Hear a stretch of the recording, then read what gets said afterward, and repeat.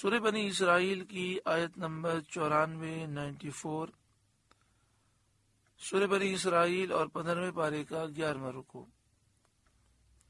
اللہ رب العالمین نے ارشاد فرمایا وَمَا مَنَعَ النَّاسَ أَن يُؤْمِنُوا إِذْ جَاءَهُمُ الْهُدَى، اور کس بات نے لوگوں کو ایمان لانے سے روکا جب ان کے پاس ہدایت آ گئی؟ إِلَّا أَن قَالُوا أَبَعَثَ اللَّهُ بَشَرًا رَسُولًا، مگر اسی نے کہ بولے کیا اللہ نے بشر کو رسول بنا کر بھیجا؟ یعنی یہ لوگ رسولوں کو بشر ہی جانتے رہے اور ان کے منصب نبوت اور اللہ تعالی کے عطا فرمائے ہوئے کمالات کے مقر اور معترف نہ ہوئے۔ یعنی انہوں نے یہی شور مچایا کہ رسول تو ہمارے جیسے بشر ہیں، لیکن جو اللہ تعالی نے انہیں کمالات دیے اور جو انہیں منصب نبوت دیا اس کا کافروں نے اقرار نہ کیا، وہ انکار کرتے رہے۔ یہی ان کے کفر کی اصل تھی، اور اسی لیے وہ کہا کرتے تھے کہ کوئی فرشتہ کیوں نہیں بھیجا گیا۔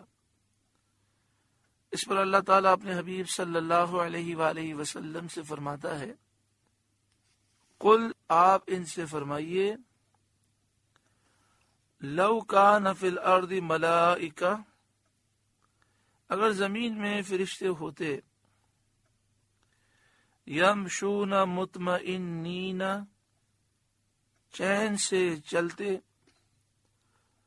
لنزلنا علیہم من السماء ملکا رسولا، تو ان پر ہم رسول بھی فرشتہ اتارتے۔ یعنی زمین میں اگر فرشتے ہی بستے اور یہاں رہنے والے فرشتے ہوتے، چلنے والے فرشتے ہوتے، تو ہم فرشتے کو رسول بنا کر بھیجتے، کیونکہ وہ ان کی جنس سے ہوتا۔ لیکن جب زمین میں آدمی بستے ہیں تو ان کا فرشتوں میں سے رسول طلب کرنا نہایت ہی بیجا ہے۔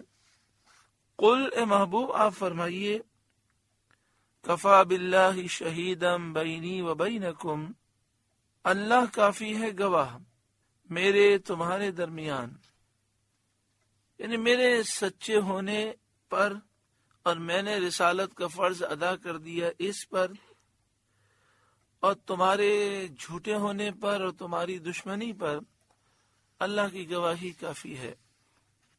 قل کفا باللہ شہیدم بینی و بینکم، آپ فرمائیے اللہ بس ہے گواہ میرے تمہارے درمیان۔ انہ کان بعبادہ خبیرا بصیرا، بے شک وہ اپنے بندوں پر خبیر بصیر ہے، بے شک وہ اپنے بندوں کو جاننے والا دیکھنے والا ہے۔ وَمَن يَهْدِ اللَّهُ فَهُوَ الْمُهْتَدِ، اور جسے اللہ راہ دے وہی راہ پر ہے۔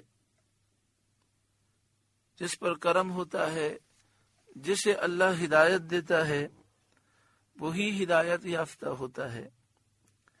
وَمَن يُضْلِلْ فَلَن تَجِدَ لَهُمْ أَوْلِيَاءَ مِن دُونِهِ، اور جسے اللہ گمراہ کرے تو ان کے لیے اس کے سوا کوئی حمایت والے نہ پاؤ گے۔ یعنی جنہیں اللہ تعالی ہدایت کی توفیق نہ دے تو ان کی کوئی حمایت کرنے والا نہیں جو انہیں ہدایت دے سکے۔ وَنَحْشُرُهُمْ يَوْمَ الْقِيَامَةِ عَلَى وُجُوهِهِمْ عُمْيًا وَبُكْمًا وَصُمًّا، اور ہم انہیں قیامت کے دن ان کے منہ کے بل اٹھائیں گے، اندھے اور گونگے اور بہرے۔ یعنی انہیں کل بروز قیامت منہ کے بل اٹھائیں گے تو یہ منہ کے بل ہوں گے اور انہیں گھسیٹا جائے گا۔ جیسے وہ دنیا میں حق کے دیکھنے، بولنے اور سننے سے اندھے، بہرے، گونگے بنے رہے، ایسے ہی اٹھائے جائیں گے۔ مأواہم جہنم، ان کا ٹھکانہ جہنم ہے۔ کلما خبت زدناہم سعیرا، جب کبھی جہنم بجھنے پر آئے گی ہم اسے اور بھڑکا دیں گے۔ ذالک جزاؤہم بانہم کفروا بآیاتنا، یہ ان کی سزا ہے اس پر کہ انہوں نے ہماری آیتوں سے انکار کیا۔ وقالوا، اور وہ بولے، اذا کنا عظاما ورفاتا، کیا جب ہم ہڈیاں اور ریزہ ریزہ ہو جائیں گے، اِنَّا لَمَبْعُوثُونَ خَلْقًا جَدِيدًا، تو کیا سچ مچ ہم نئے بن کر اٹھائے جائیں گے۔ اولم یروا، اور کیا وہ نہیں دیکھتے، ان اللہ الذی خلق السماوات والارض قادر،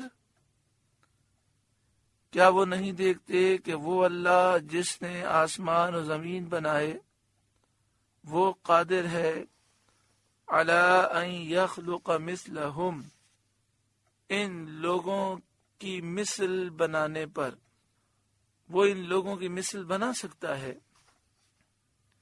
یہ اس کی قدرت سے کچھ عجیب نہیں۔ وَجَعَلَ لَهُمْ أَجَلًا لَا رَيْبَ فِيهِ، اور اس نے ان کے لیے ایک میعاد مقرر فرمائی ہے جس میں کچھ شبہ نہیں۔ یہاں میعاد سے مراد یہ ہے کہ اللہ تعالیٰ نے عذاب کی ایک مدت مقرر کی ہے، ان کی موت کی اور دوبارہ اٹھنے کی ایک مدت مقرر فرمائی ہے۔ فَأَبَى الظَّالِمُونَ إِلَّا كُفُورًا، تو ظالم نہیں مانتے بے ناشکری کیے، یعنی ظالم دلیل واضح ہونے کے باوجود اور حجت قائم ہونے کے باوجود ناشکری کرتے ہیں۔ قل، اے محبوب آپ فرمائیے، لو انتم تملکون خزائن رحمت ربی، اگر تم لوگ میرے رب کی رحمت کے خزانوں کے مالک ہوتے، اذا لامسکتم خشیت الانفاق، تو انہیں بھی روک رکھتے اس ڈر سے کہ خرچ نہ ہو جائیں۔ وَكَانَ الْإِنسَانُ قَتُورًا، اور آدمی بڑا کنجوس ہے۔ یعنی اللہ تعالیٰ کی رحمت کے خزانے یہ وہ ہیں جن کی کچھ انتہا نہیں۔ اگر یہ لوگ اس کے مالک ہوتے تو کنجوسی کی وجہ سے اسے بھی روک لیتے کہ کہیں ختم نہ ہو جائیں، حالانکہ اللہ کی رحمت کے خزانوں میں کوئی کمی نہیں آتی۔ فرمایا وَكَانَ الْإِنسَانُ قَتُورًا، اور آدمی بڑا کنجوس ہے۔ فطرتاً ایسا ہوتا ہے کہ انسان میں کنجوسی پائی جاتی ہے، لیکن جب نور ایمان سے وہ روشن ہو جاتا ہے تو پھر سخاوت کا وصف اس کے اندر ہوتا ہے۔ اللہ تبارک و تعالی نے انسان کو جس فطرت پر پیدا فرمایا وہ تو صاف اور ستھری فطرت ہے، لیکن پھر انسان بچپن میں بہت ساری گندگیاں لے لیتا ہے، پھر جب شعور کی منزل میں پہنچتا ہے تو اس کی جو فطرت ثانیہ ہوتی ہے اس میں بہت ساری برائیاں ہوتی ہیں۔